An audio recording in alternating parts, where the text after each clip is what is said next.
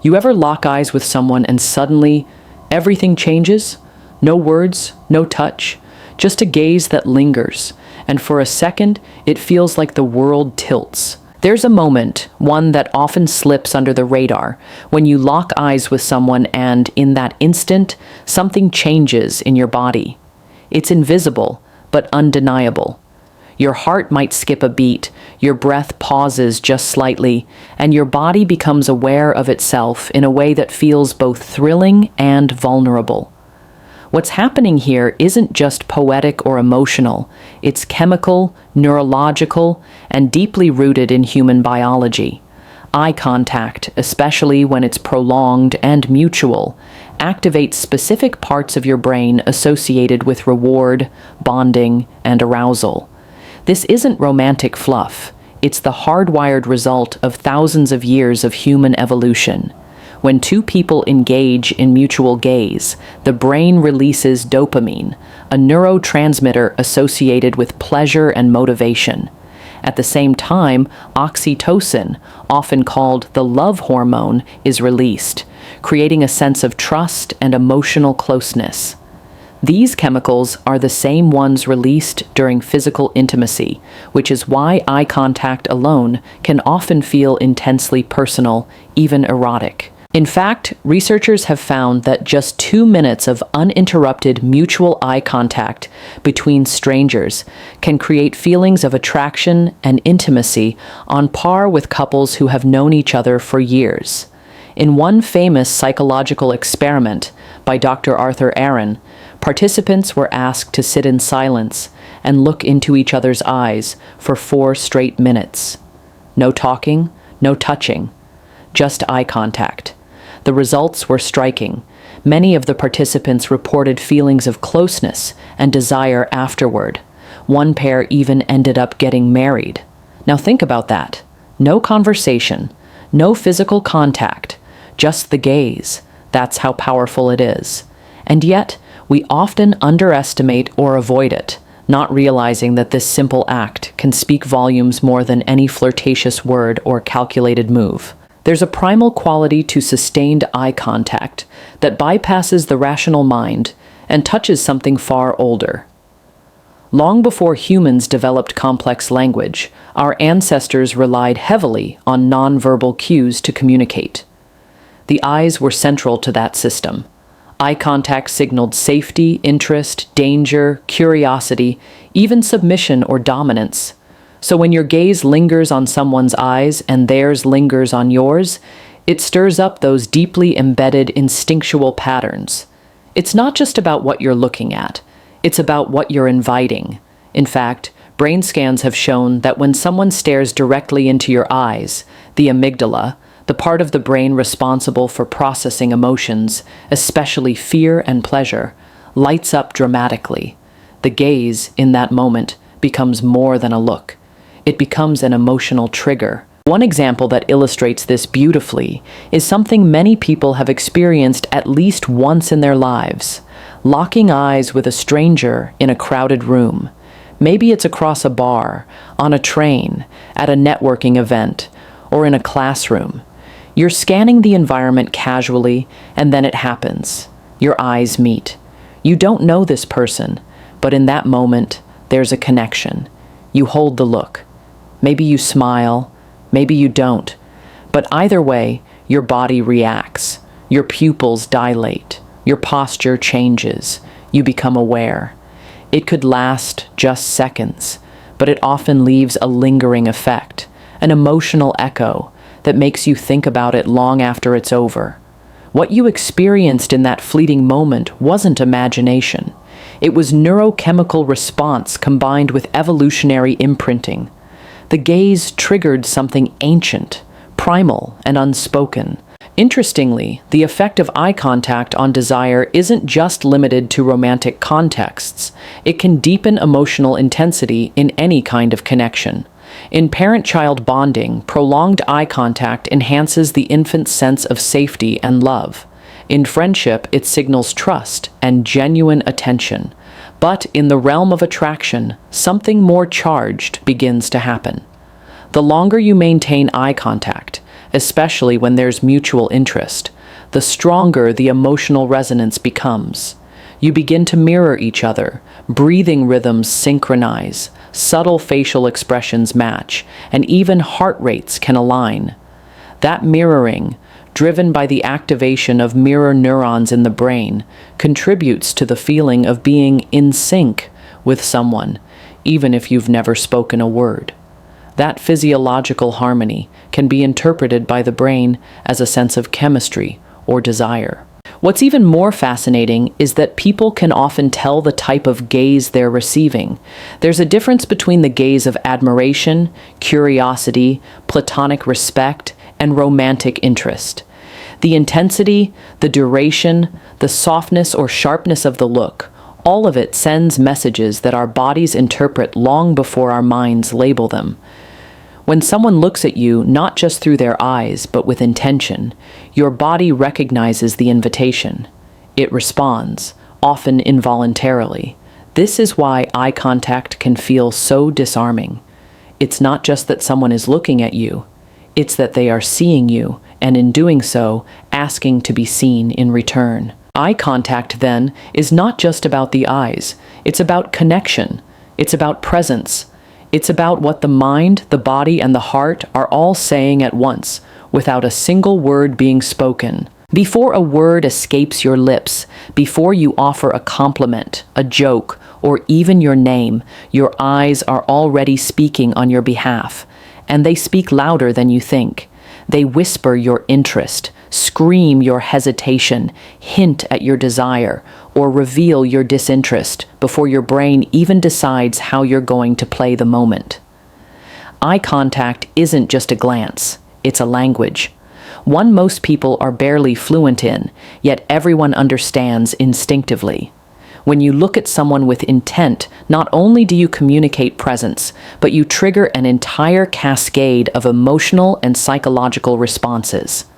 The right look, timed just so, with just enough softness, just enough depth, can stir intrigue, ignite attraction, and create a magnetic pull that words often fail to deliver. You see, seduction doesn't begin when you speak. It begins when you see. There is something dangerously beautiful about the moment when eyes meet and neither party looks away. A moment when time seems to narrow, when the air thickens slightly, and you're no longer just looking at someone, you're looking into them. And even more telling, they're letting you. That silent exchange, often lasting only a few seconds, can change the energy between two people completely. It's not an accident when someone meets your gaze twice or lingers for just a second too long. Those are signals, deliberate, quiet, yet deafening if you're paying attention. These signals make up the foundation of silent seduction, where nothing is said out loud, but everything is felt in the body. The flicker of an eyelid, the stillness of a stare, the slightly parted lips that follow. These are moments heavy with meaning, and they carry the kind of tension that builds stories without plot lines, only feeling. Consider a scenario in a coffee shop. You're seated near the window, sipping slowly, flipping through your phone half-heartedly. Across the room, someone walks in, and their energy changes the tone of the space. Not because of how they dress or how they walk, but because of the way their eyes scan the room. Calm, observant, unhurried. Then their gaze lands on you, just for a beat, and then again, longer this time. Your body responds before your brain processes what's happening. Your back straightens, your senses sharpen. You feel seen, not stared at, not watched, but seen. That eye contact creates a narrative between two strangers, filled with potential, with curiosity, with slow, seductive electricity that needs no voice to be understood. You might never exchange words, or you might, but long before that, something has already started. Eyes can communicate a level of intimacy and emotional nudity that words often dance around. With the right kind of eye contact, you can hold someone in emotional suspense, leaving them wanting more without ever giving them a full answer. It's in the slow blinking, the subtle narrowing, The way your eyes lower for a beat and rise again, like a slow inhale and exhale of attraction. It's a push and pull, a tease. The eyes are capable of playing this game with startling precision. In flirtation, the dance often starts here, before a smile, before a touch, before anything tangible. It's the look that says, I see you, I like what I see, but I'm not going to give you all of it. Not yet. Even in emotionally charged conversations between lovers, friends, or strangers who feel that initial pull, so much of what's being said lies in the space between their eyes. You can apologize with a look, you can beg, you can promise things you're too scared to say aloud. In long-term relationships, this power remains. A partner can tell when you're hurt, when you're holding something in, or when you want them, just by the way you look at them across the room. No script needed. This form of nonverbal honesty often cuts deeper than any confession, because the eyes are harder to lie with. They twitch when we're nervous, widen when we're excited, lower when we feel ashamed, and sparkle when we feel joy or lust. You can say, I'm fine, but if your eyes betray you, the other person will know the truth. And seduction isn't always loud or overt. Sometimes it's in the quietest moment, when you glance up from across the table and the other person is already looking at you. They don't look away. You hold it. No smiles, no blinking, just a held gaze. In that silence, you both feel it, the heat, the pull. It's the kind of moment that lingers for hours afterward, tucked away in memory, replayed in solitude. Not because of what was said, but because of what wasn't.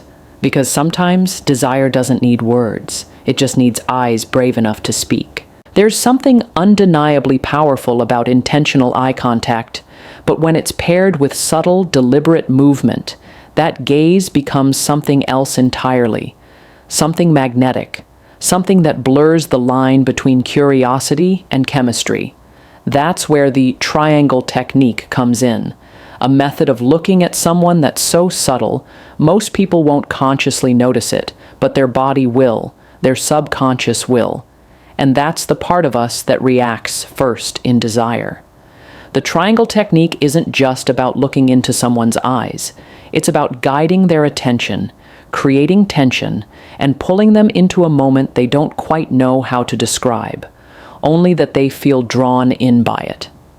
It's seduction through sight, and it works because it follows the natural rhythm of human attention and the psychological cues of emotional closeness. So what exactly is it? The triangle technique involves directing your gaze in a soft, almost rhythmic triangle, from one eye of the person you're engaging with to their other eye, and then, slowly, to their mouth, then back again. It's subtle, not mechanical. It has to feel fluid. You're not scanning their face like a robot. You're reading it, absorbing it, and letting your eyes move in a way that feels natural but deliberate. That last glance, down to the mouth, is the one that changes everything. That moment signals emotional intimacy, interest, and even attraction. It's primal. When you look at someone's mouth even briefly, the subconscious mind often associates it with kissing, with closeness, with touch. You haven't moved your body, you haven't said a word, but you've just shifted the emotional atmosphere between you. Think of it like this. When we talk to people casually, coworkers, cashiers, strangers on the street, we maintain functional eye contact. It's neutral, friendly, polite. Our eyes might hover around their forehead or eyebrows, which is part of what we call the professional gaze zone. It's emotionally safe.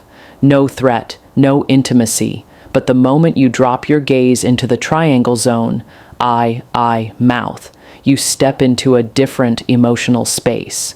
It's subtle, but incredibly effective, especially in romantic or flirtatious situations. This is why it works so well in dates or emotionally charged conversations. It draws people in. It makes them feel like you're not just hearing them, but feeling them. And in many ways, you are. Imagine a date in a quiet restaurant. The lighting is low. There's a hum of background music. You're listening as the person across from you tells a story, not just with their words, but with their whole energy. And as you respond, you begin to use the triangle technique. Your gaze lingers on their left eye, then drifts softly to the right. Then, without rushing, it falls to their lips for a brief moment, then cycles back, not in a way that's obvious, not in a way that interrupts the conversation, but just enough for them to feel it. That subtle shift of your gaze communicates, I'm watching you, all of you, and I'm thinking about more than what you're saying. It's not about being predatory or manipulative. It's about being present, sensual, and aware. It's about engaging on a level that transcends casual conversation. Eye contact zones also play a critical role here, where you focus your gaze and for how long can completely change the tone of an interaction. Aside from the triangle zone, there are 3 main eye contact zones to be aware of. The first is the social zone, where your gaze rests between the person's eyes and their forehead. This is safe, formal, non-threatening. You use it during meetings, interviews, or when you want to keep emotional distance. Then there's the intimate zone, where your gaze stays below the eyes, focusing more on the nose, lips, chin. This gaze softens people. It signals openness and emotional depth. It's where trust starts to form. And finally, there's the seductive zone, where your gaze dances between their eyes and their lips, the zone that the triangle technique thrives in. It's warm, charged, and emotionally provocative. The body feels it before the brain explains it. What makes the triangle technique so powerful is that it blends these zones in a rhythmic cycle. It's both intimate and seductive, but still subtle enough to be respectful. And it works best when paired with relaxed body language and genuine interest. No amount of eye movement can mask disconnection, but when you're truly engaged, emotionally, intellectually, maybe even physically, the eyes become a bridge, a silent invitation. And what's remarkable is that the more you use it, the more confident and intuitive it becomes. You begin to notice when someone's eyes flicker to your mouth. You begin to mirror them without realizing it. The energy begins to loop back and forth, building quietly with every glance, every pause, every blink. That's when you know the technique is working, not because you controlled something, but because you allowed something to unfold. Eye contact may feel like a universal form of connection, but its meanings are layered, shaped by the cultures we grow up in, the emotional language we inherit, and the psychological frameworks we unconsciously use to navigate intimacy and power. What feels seductive in one part of the world might feel aggressive or disrespectful in another. The gaze isn't neutral, it's soaked in context. A glance held too long, a stare returned too quickly, averted eyes, lowered lids. All these tiny, seemingly instinctive behaviors are taught, learned, reinforced by society, then internalized as natural. And yet, what's considered polite, flirtatious, or provocative varies dramatically depending on where you're standing and who you're looking at. In many Western societies, particularly in North America and parts of Europe, direct eye contact is seen as a sign of confidence, strength, honesty. A lingering gaze might be read as interest, even desire. Eye contact is encouraged in conversation, praised in leadership, expected in flirtation. The absence of it can be misinterpreted as evasiveness or insecurity. But shift the scene to parts of Asia or Africa or the Middle East, and the same intense eye contact can carry very different meanings. In cultures where hierarchy, age, or modesty are emphasized, prolonged eye contact can be considered disrespectful or challenging, especially toward authority figures or elders. For instance, in Japan, maintaining soft eye contact or even looking slightly downward during conversation shows humility and respect. It's not a sign of disconnection, but reverence. In some West African cultures, children are often taught not to look directly into an adult's eyes, particularly when being disciplined, as it might be read as defiance. And yet, these nuances are rarely considered in our globalized assumptions about attraction or dominance. When we don't account for cultural layers, we risk misreading signals. What seems like shyness may be politeness. What feels like a come-on may actually be discomfort. And for people navigating multiple cultural frameworks, immigrants, children of diaspora, third culture adults, eye contact becomes a complex dance, a constant code-switching exercise that affects how we relate and how we're perceived. But beyond the cultural scripts, there's the deeply psychological nature of eye contact, how it both reflects and shapes our inner world. Eye contact is emotionally exposing. To hold someone's gaze is to allow yourself to be seen, not just physically, but emotionally. And for many, that's not easy. People who experience social anxiety often avoid eye contact because it can trigger feelings of vulnerability or scrutiny. In contrast, individuals with high confidence, or those who've learned to perform it well, often use eye contact to assert control or establish presence. But here's the quiet truth. The way we use our eyes is often less about the other person and more about how safe we feel inside ourselves. If you've ever locked eyes with someone and immediately looked away, not because you weren't interested, but because the feeling it stirred was too intense, then you know what I mean. The gaze confronts. It demands that we stay present. It doesn't let us hide. There's a fascinating interplay here between attachment styles and the way we use eye contact. People with secure attachment often use eye contact easily, naturally, as a tool for connection. But those with avoidant or anxious styles may find it difficult, even overwhelming. Someone with an anxious attachment may seek it constantly, needing reassurance, validation, yet feel unsettled when they receive it, afraid of what the gaze might uncover. On the other hand, someone with an avoidant pattern might avoid deep eye contact altogether, not because they lack interest, but because it threatens the emotional boundaries they've carefully constructed. The eyes are like mirrors, and not everyone is ready to see what's reflected back. Even in romantic situations, the gaze can carry layers of intention, emotion, memory. One person may look into your eyes to see if you're telling the truth. Another might hold your gaze to savor the emotional intimacy. Still another may use it as a power play, to disarm you, challenge you, test how long you'll stay before breaking away.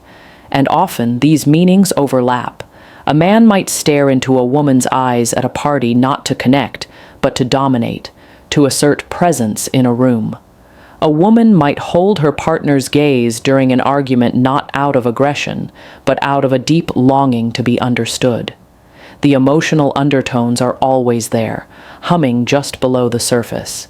Even in digital life, Zoom calls, FaceTimes, late-night DMs with video on, eye contact still carries psychological weight. We're still craving that unspoken connection. We're still scanning the micro movements of the face, the glint in the eyes, the sincerity in the stare. It's why FaceTime hits different than a voice note. It's why someone can look at you through a screen and still make your chest tighten, because the eyes bypass the logic of words and go straight to the emotional core. They access a language we spoke long before we had the vocabulary for love or fear or longing. There are moments that don't need to be explained. They're felt, recognized in silence, stamped into memory not by words, but by sensation. One of those moments is when eye contact crosses a threshold and turns electric. It starts as a simple glance, nothing intentional, nothing curated. Two people's eyes meet across a room, in a hallway, at a party, or maybe during a fleeting interaction, a borrowed pen, a passing compliment, an accidental brush of the hand. But something happens. Something shifts. The gaze doesn't follow the rules of polite society anymore. It stretches a little longer than it should. It holds. It lingers. And suddenly, there's a quiet spark between two strangers or acquaintances that neither expected, but neither can ignore. It's not love, not yet. It's not even necessarily lust. It's something older, something primal, something that draws you in before your brain gets a chance to explain it away. This kind of eye contact is not about seeing, it's about feeling seen. And that in itself is a powerful kind of intimacy. Imagine walking into a crowded room, unsure of your footing, pretending confidence, moving with rehearsed grace, and then, out of nowhere, someone looks at you like they already know you, like they've met 1,000 versions of you in dreams they can't remember. Their gaze softens. Yours hesitates. And in that split second, the atmosphere shifts. It doesn't matter what you're wearing or how you entered the room. Their eyes have paused on you like punctuation in a sentence that's gone too fast. And you feel it in your skin, your chest, your breath. Like time has slowed to let that moment register somewhere deep. This is what it means when eye contact turns electric. It's not just a physical exchange, it's a nervous system event. The heart flutters, the skin grows warm, the body leans forward without realizing. You don't know if you should look away or hold it longer. Either choice carries weight. It's not always romantic. Sometimes it happens between friends. Two people in a conversation, laughter spilling between them, and then a moment lands, a silence, a stillness, and their eyes meet with a gravity that changes the texture of the exchange. Something unspoken hangs in the air. A realization, a tenderness. The space between them pulses with emotion neither one is ready to name. Other times, it's undeniably sexual. You're sitting across from someone you barely know, talking about nothing important, travel, books, weather, and then they look at you in a way that makes your spine straighten. Their eyes drop to your mouth and back again. You feel your throat tighten, not from fear, but from anticipation. The space between your bodies hums. You haven't touched, but your body is already reacting. That's what electricity feels like. It's invisible, but impossible to miss. What makes this kind of eye contact so powerful is that it doesn't ask for permission. It doesn't follow scripts. It's spontaneous, which makes it rare in a world of curated interactions and guarded expressions. Most of the time, we move through life with our faces partially hidden, smiling when we don't mean it, looking at screens instead of each other, offering polite eye contact because it's expected, not because it's felt. But then comes that one gaze, the one that sees through the layers. It doesn't blink, it doesn't fidget. It meets you with a kind of courage that disarms, and you realize this is different. It's not performance, it's presence, and presence is magnetic. There are stories of couples who fell in love with a look, no words, just one electric moment in a bar, in an airport, on a train platform, a glance that rewrote their future without warning. These aren't just romantic fantasies, they're psychological truths. When eye contact is mutual, intentional, and prolonged, it activates the brain's bonding systems. Dopamine is released, oxytocin trickles in, heart rates sink, pupils dilate, and without touching, two people's bodies begin responding to each other. It's a dance, but with no choreography. You don't need to know their name to feel the gravity between you. In that moment, your body becomes aware of theirs. Every shift, every breath, every blink becomes charged. And sometimes, it doesn't even last long. Sometimes, it's over in 5 seconds. But those 5 seconds echo. You leave the room still thinking about it, still wondering if they felt it too, still remembering how your stomach dropped when they looked at you like they'd been waiting all evening. That's what makes it electric. It's not that it happened, it's that it stays with you long after the eyes have looked away. Magnetic eye contact isn't just about locking eyes with someone. It's about holding their attention, commanding a room without raising your voice, and creating an invisible thread of connection that lingers long after the moment has passed. It's subtle, it's strategic, and when done with emotional intelligence and intent, it becomes a superpower. Most people think eye contact is either natural or awkward, something you either have or don't. But that couldn't be further from the truth. Eye contact can be learned, refined, and mastered. It's a tool, just like your tone, posture, and presence. And the better you understand its mechanics, the more effortlessly it works in your favor. Magnetic eye contact doesn't scream. It doesn't beg. It pulls. It seduces. It assures. And it can change the entire energy in a room without a single word spoken. It begins with awareness. Awareness of yourself, your body, and the energy you're projecting. The truth is, people don't respond to eye contact alone. They respond to what your gaze carries. If your body is tense, your breath shallow, and your mind scattered, your eyes will reflect that chaos. You might hold someone's gaze for 3 seconds, but it won't land because the energy behind it is nervous or uncertain. Mastering magnetic eye contact requires more than just looking. It requires presence. When you're grounded in yourself, when you've slowed your breathing, relaxed your jaw, and softened your shoulders, your gaze naturally becomes steadier. It doesn't dart. It doesn't chase. It anchors. And people feel that. They feel the difference between a gaze that's searching for validation and a gaze that already knows its own worth. One of the most powerful techniques is to look and release. It's the rhythm between intensity and ease that makes eye contact magnetic. If you stare too long without blinking or softening, your gaze can feel invasive, even unsettling. But if you hold eye contact just long enough, 3 to 5 seconds, and then look away briefly before returning, it creates a sense of intrigue. You're showing interest, but you're also not desperate for connection. That balance is what makes it compelling. You're communicating confidence, not craving. For example, imagine walking into a networking event. You spot someone you'd like to speak with, and as they look your way, you meet their gaze, not too forcefully, but with presence. You hold it for a few seconds, offer a small smile, then glance away and continue what you were doing. You've just left a silent message. I see you, and I'm not in a rush. That kind of gaze lingers in the mind. It sets the tone before words are exchanged. Another layer to magnetic eye contact is responsiveness. Great eye contact isn't static. It breathes. It responds. If someone leans in slightly, your eyes reflect that shift. If they smile, your gaze lights up subtly in return. This micro-responsiveness signals emotional attunement. You're not just staring, you're connecting. You're dancing with their energy.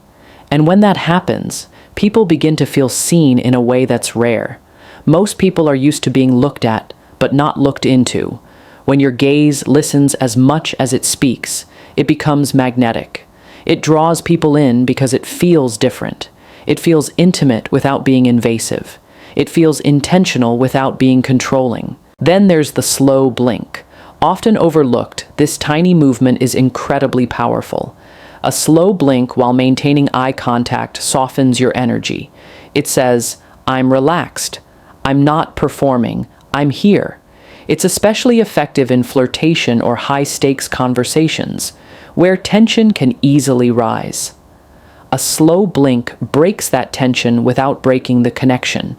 It resets the moment, invites calm, and invites the other person to breathe with you.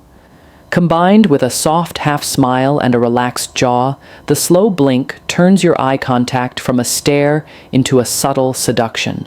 There are moments where magnetic eye contact happens almost accidentally between strangers on a train, two people in a bar, co-workers who exchange a glance too long during a meeting. But when you learn to do it intentionally, it becomes part of your presence.